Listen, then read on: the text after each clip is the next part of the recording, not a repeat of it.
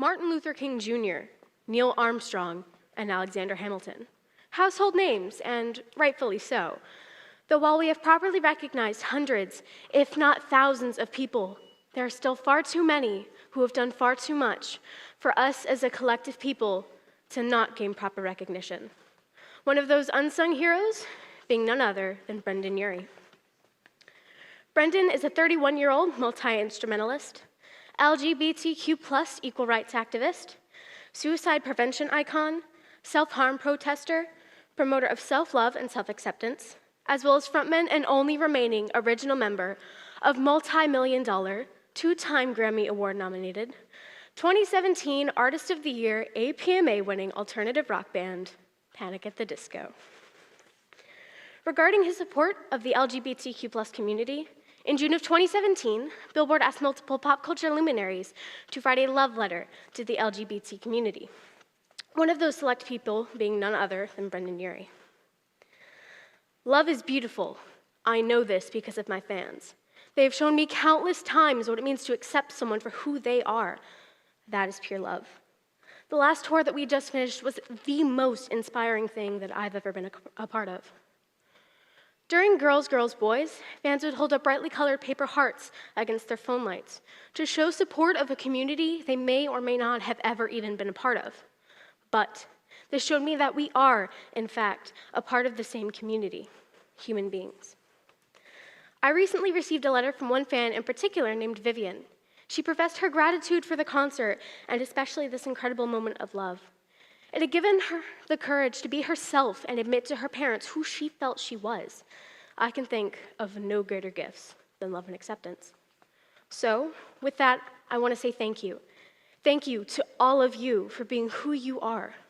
You're beautiful, and I love you. Aside from that heartwarming letter, Brendon has also turned a potentially immensely problematic and homophobic situation into a charitable event. The Westboro Baptist Church was said to be picketing at a local Panic show, quote, preaching against homosexuality. For every person from the Westboro Baptist Church, Panic at the Disco would donate $20 to the HRC, the Human Rights Campaign. But with only 13 attendees from the church, the donation added up to a mere $260. Panic deemed the donation weak, and not only did they bring it to an even 1,000, they've donated 5% of their proceeds from that show and made limited edition rainbow tie-dye shirts in 2 variations. The first variation reading Girls Love Girls and Boys, and the second variation reading Boys Love Boys and Girls. 100% of the proceeds from those very shirts going to the HRC. Though, as I've stated earlier, Brendon has done more than just advocate for equal rights.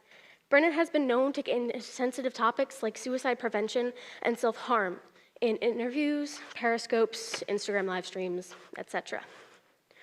Brendon has gradually taught his fans that their struggles are nothing to be ashamed of or to hide. That if they need help, he will gladly assist. If he cannot provide guidance, he heavily encourages them to reach out. He assures his fans that having these thoughts is normal and that it's what you do with those thoughts is what matters. Brendon has specifically focused and talked to a fan more than once. One of the more recent exchanges was on December 15th of 2017 on an Instagram live stream. The fan asked Brendon, "Why shouldn't I kill myself?" Causing Brendon to go on a sincere tangent, gently coaxing the fan, convincing them to go to a show and talk with him, saying, quote, "There are so many cooler things than wanting to take yourself out. There are so many good things."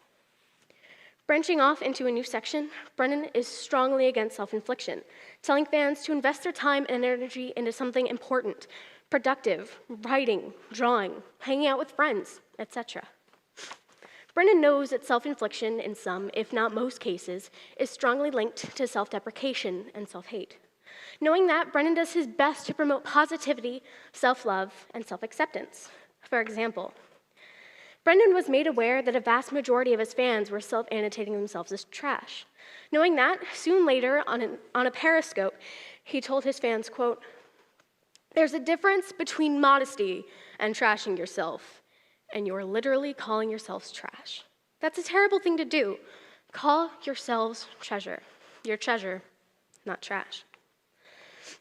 Now, that is sure as sunshine not the only positive quote that Brendon has, but I'm pretty sure that you get the gist.